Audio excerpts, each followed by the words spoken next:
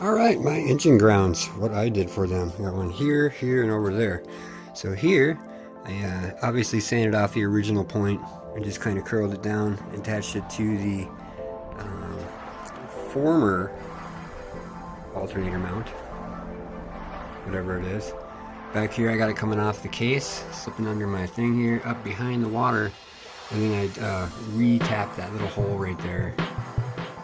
Obviously sanded the heck out of that.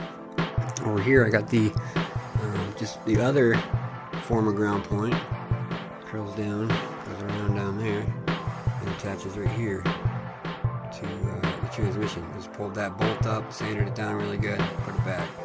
So now I have one going to the transmission, one going to the engine block, one going to the valve cover, and of course the ECU one's going to go here or here. I haven't decided yet. Come down in my trunk, you can see where I have the black ground right here, which connects up to this little dude right here, and then that guy lives right there. A little more sanding on that probably, but yeah, that's my K-swap grounding.